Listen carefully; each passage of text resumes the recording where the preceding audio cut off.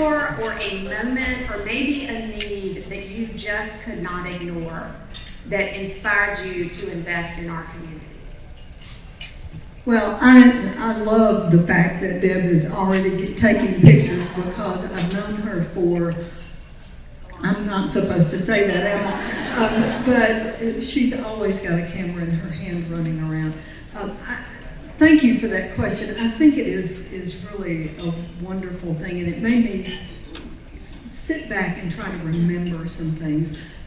I'm a native Nashvilleian. I grew up in two hoods in Nashville, and my twin sister, who is in the audience with me, grew up with me, and we were raised by our grandmother. And so we were certainly raised in modest means. And when I went to work at National Life when I was 18 years old, I'd already seen my grandmother working through the church.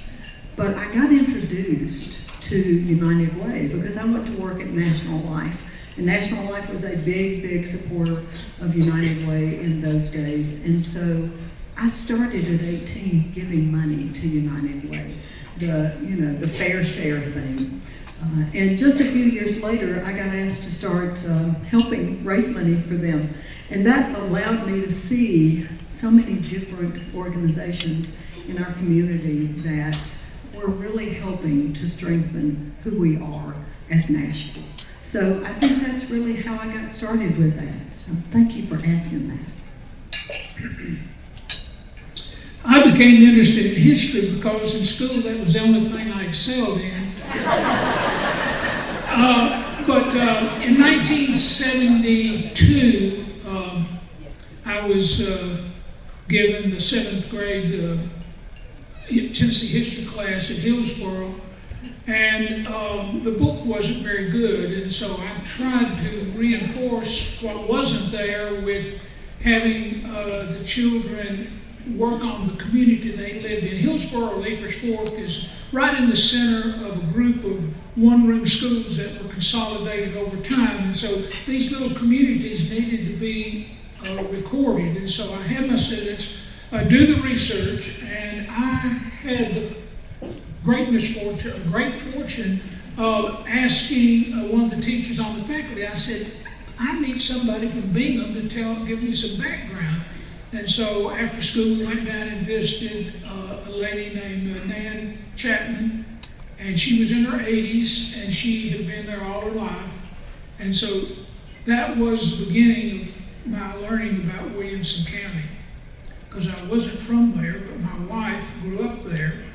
And of course, my mentor was Virginia Bowman. She was the county historian, and when she passed, I took her place. And Williamson County is such a great place to work in history because it is knee-deep in good stories. And I'm a believer that history is best told in narratives. And I think that's the way children learn, is rather than reading the text, is to hear the story that goes with it. And so that was my real getting my feet into Williamson County history. Greg, my sister Nancy, who's here as a teacher, she would agree with you on telling stories. She does a great job. I have 40 mentors. I've narrowed it down to 2. So one of my brothers, there's 13 of us and our kids in our family, and one of my brothers, my oldest brother, Tony Garr, is my mentor. Tony has represented the love, the heart, the embrace, and the passion for our community. And although he retired maybe 8 years ago, he's working harder as a volunteer than he's ever done before. But when I was 14, he took me out in the projects, maybe 13. He would go clean yards, we'd deliver food, we'd get clothes, and we've been doing that some way ever since. My other mentor is a gentleman named Bill Hosey, who when I was 17, came back from Haiti and said, there's some poor people that we need to help. So at age 17 and 18, because I did it one summer and another summer, we went down there and I was supposed to give shots. But after they saw how bad I was mixing the mortar, and I was much better at building schools and clinics with the mortar and climbing the ladders with the bricks than I was at giving shots. And I think I saved a lot more people that way. Thank you. All right, I am the grandson of a sharecropper. And my mom was a factory worker whose plant was shut down in middle school. So the things that's happening right now with SNAP recipients, I understand firsthand. My mom is still a SNAP recipient, and so checking to see if I need to send money here real soon. And so despite that background, the organizations for me, like Boy Scout, Salters Chapel, AME over in Dyersburg, and 4-H, taught the importance of giving back. And we didn't have a lot to be able to just give from a financial standpoint, but there were other ways that you could help, that you could give back. And then when I started working in the industry, my first pay check, $12,135. And that was what I got as a salary coming out of UT. And I used to joke that UT, I would be dead, and UT would go, no, you still owe some money. And so, but in that process, you know, the way to be able to give back was by doing it. I'm not a great fundraiser. In high school, I hated selling candles. I couldn't do it to save my soul. But to be able to donate in other ways with time and the commitment there are many great parts to an organization. There are the people who are able to pull in the money, but then there are others who are able to go out and shake hands and do things like that. And so for me, that was my way to be able to give back, and especially too, with working with 4-H, Boy Scouts, my church now, and other youth organizations that are out there. Thank you. This award is about lifelong community service, and you all have given back to the community throughout your lives. What continues to bring you joy in your community service? Are we starting here again? All right. So, you know, the joy for me is seeing people's lives changed. The opportunity every day to know that I've got a purpose in life, and I may not get up and go to work every day anymore because I've been retired now for about 10 years. But I know that there are agencies out there who need us. Grace Place in Hendersonville, and Shalom Zone in Gallatin, and Community Life Bridge in the whole Sumner County area, United Way. There are just so many different ones. So the joy for me, even though there are days when I would really kind of like to sit home and work crossword puzzles in my pajamas, I recognize that there are people who need us, and there are people who need to see that there's someone who's willing to get up and do the work, and hopefully that motivates other people to be a part of that. My most recent thing has been Community Life Bridge in terms of a hands-on kind of deal, and driving those people around and recognizing that they couldn't get their groceries if somebody didn't pick them up is amazing. And so it's that joy gives me great pleasure. So thank you. My greatest pleasure has been, starting back in the 1970s, of going into the back roads of Williamson County and almost literally going house to house, trying to document the decorative arts of Williamson County.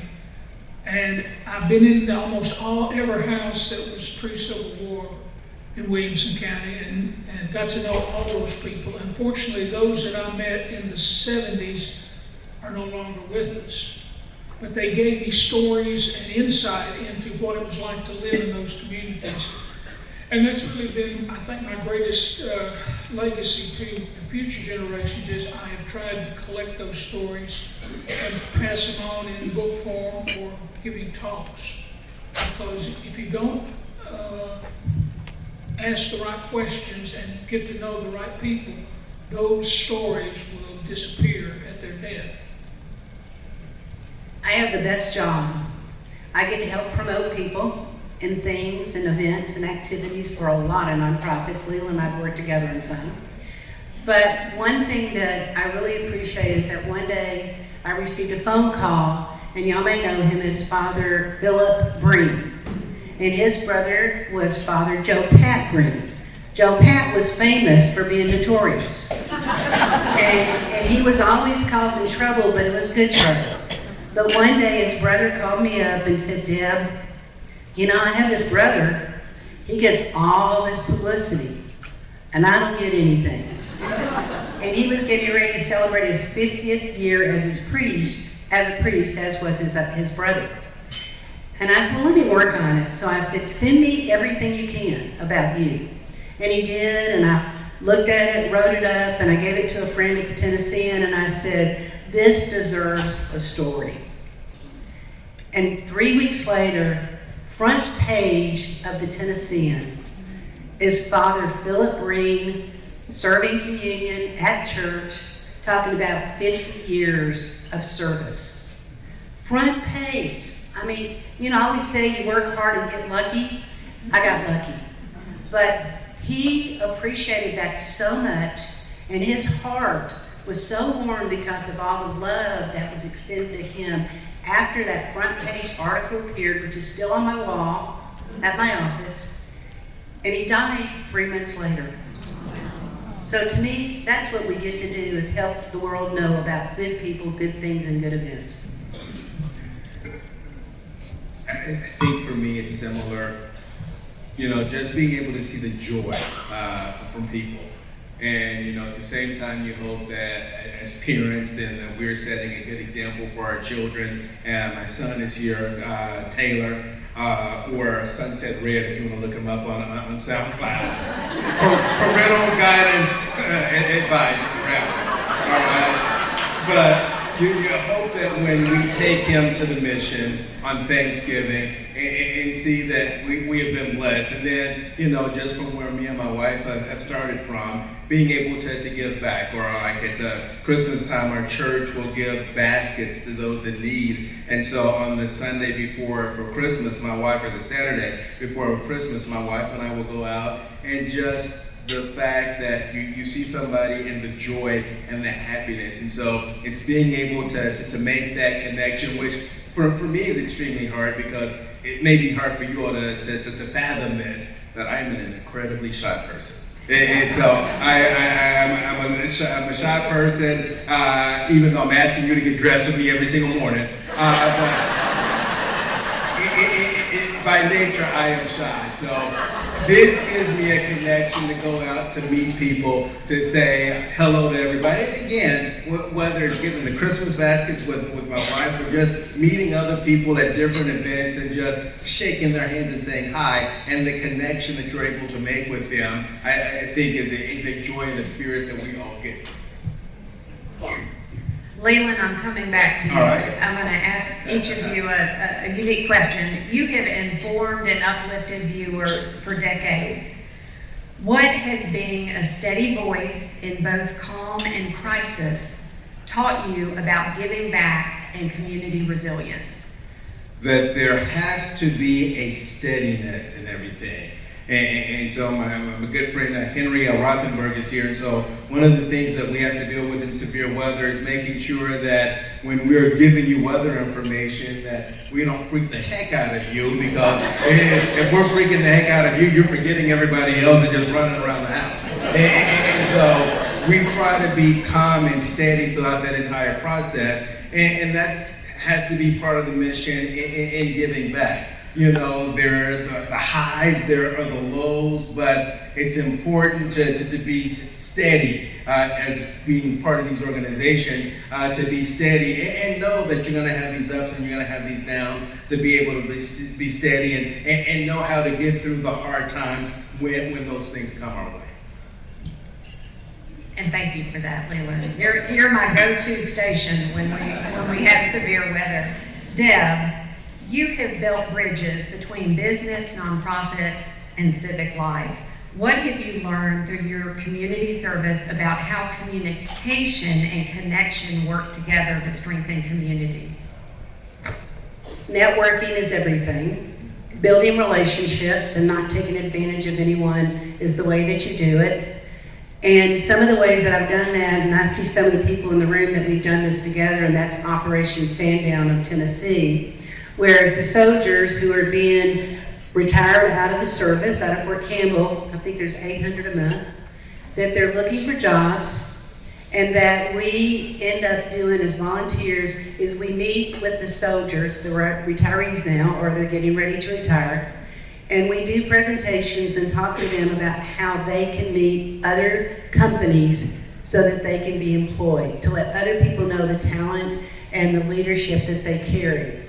I think, the fact that I've been so fortunate to know so many individuals and leaders and companies that can help make a difference. So I receive a lot of phone calls, a lot of texts, a lot of emails from people looking for jobs, and I maintain in my database and my Outlook system is people who are looking for jobs and resumes that I get, job descriptions I receive, and people are looking.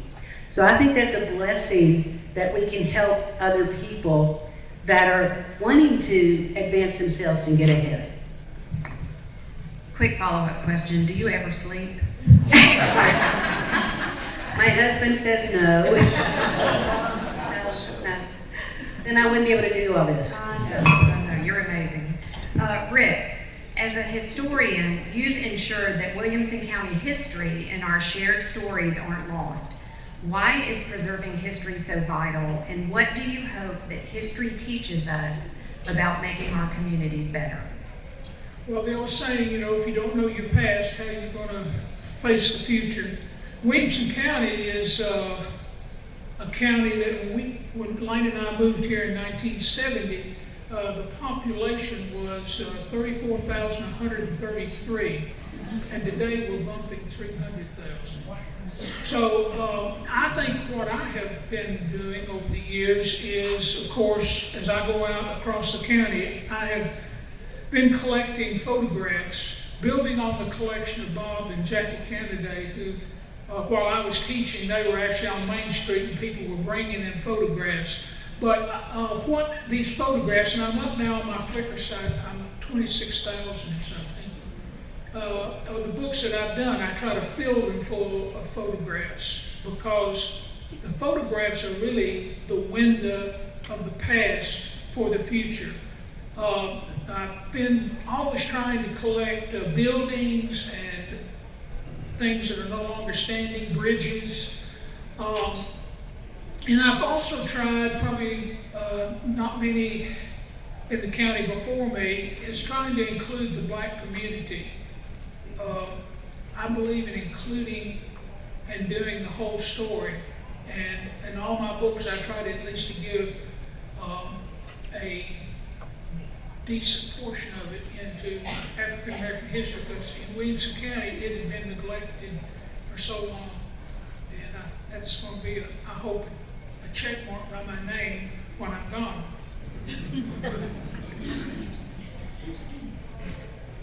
Okay, Brenda. Your leadership has touched every corner of Sumner County. What impact of your community service has meant the most to you? And how do you hope the next generation will carry forward your commitment to improving the quality of life in our community?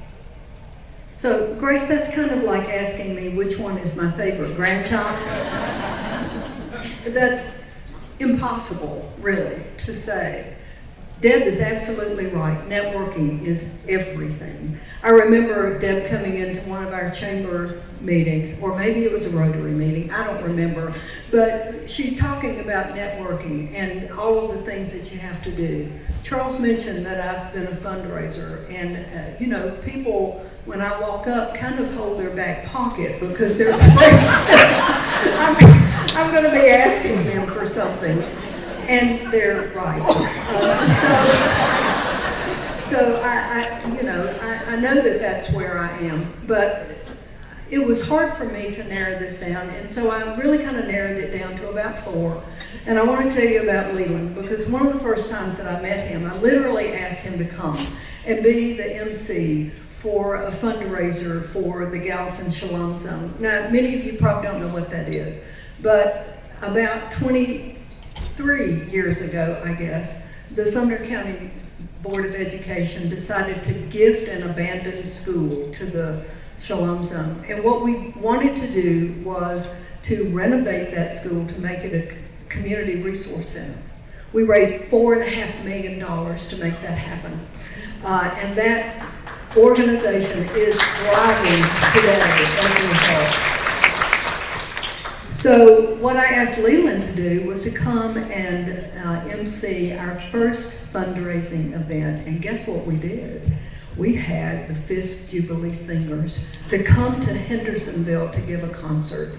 It was amazing. There were 1,000 people there. We could have raised a whole lot more money if we just increased the price of the ticket. But we didn't know. It didn't matter. And I hope you enjoyed those pecan pies that Miss Clara gave you.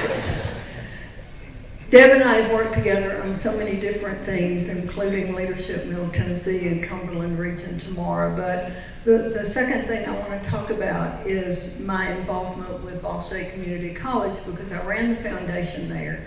And I started in that in about 95.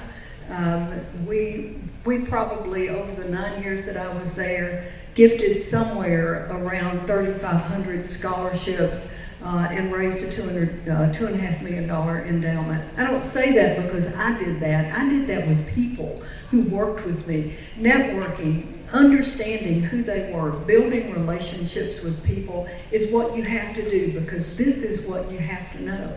They have to trust you. They are not going to give you money if they don't trust you and know that you're going to be a good steward of those monies. And so to see those students and maybe older adults who are going through college be able to get their lives on a different track is just an amazing thing.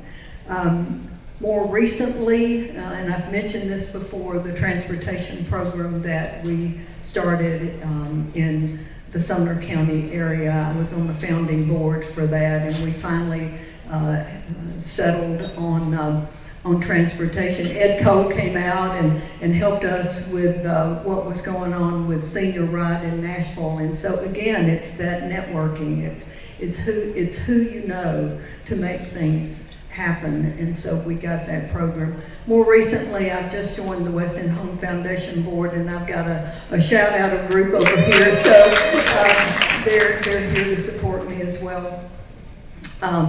So to tell you how I hope that moves the needle, I think I am so thrilled to see younger folks coming in and backfilling those positions that we've had. The reality is we've got to have people continuing on in those volunteer areas. I hear so many folks say it's really, really hard to get volunteers. People are so busy, but I think volunteers, first of all, are the backbone of everything that we do. But secondly, if you give them the story, if they understand the value of what it is that's going on, they will step up. And they are stepping up. And that gives me hope that we are on the right track and will continue to do the work that we're doing. Whether it's history, whether it's making sure that food baskets get out there, and certainly finding jobs for people, it's all important. So thank you.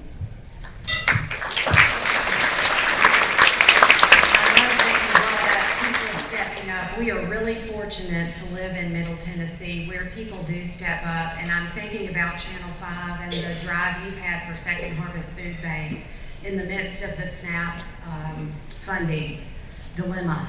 And you all have raised nearly $500,000, I think, for Second Harvest, so kudos.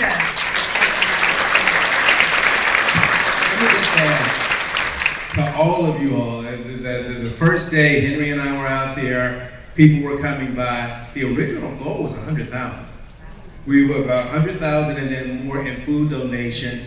Then I think to take it to 250, because we were at 75,000 in a couple of hours. So then they raised it to 250 and then the 500,000, and we're just shy of that. So to all of you all, thank you. A quick question, because you all are the sages over 60, and we want you to bestow some wisdom on us. If you could leave one piece of wisdom for those who want to make a difference in our community, maybe it's a simple motto or a mindset you try to live by, what would that be? So my motto, I was taught it by my daughter, who's now 37, when she was about 3 or 4 years old, and I was working at my computer, just tapping away, paying attention to the screen, paying attention to my keyboard, and Kathleen comes up and says, "Mom, I want to talk to you." And I'm nodding my head thinking, I'm being a good mother. I am nodding my head. And Kathleen goes, "No, Mom, I want to talk to you." And I'm still thinking I'm being a good mother. And then finally she comes over to me, she puts her little hands on my cheeks. She takes her hands and pulls me looking at her and says, "Mom, listen with your eyes." From then on, that's what I do, is listen with my eyes. Thank you, Kathleen.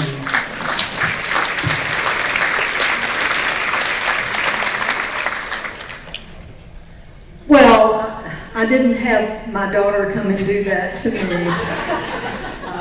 She probably should do that today. I don't know. I really want to just remind people to be kind. I want to remind you that kindness gets so much understanding from the people that are receiving that kindness. I want you to remember that you should be confident in your abilities, that you should get up and do it. I don't have a motto, but getting up and doing it is really what you have to do every day. So I think Miss Jacobs had the great idea. If you see something that needs to be done, do it. I think for me, I agree. I think just do it. And in today's world, when there is just so much back and forth, I think sometimes we forget basic human kindness and everything. And so I will go back to the second great commandment. And we all know the first is love the Lord your God with all your heart and all your soul and all your mind. The second great commandment is love thy neighbor as thyself. And I think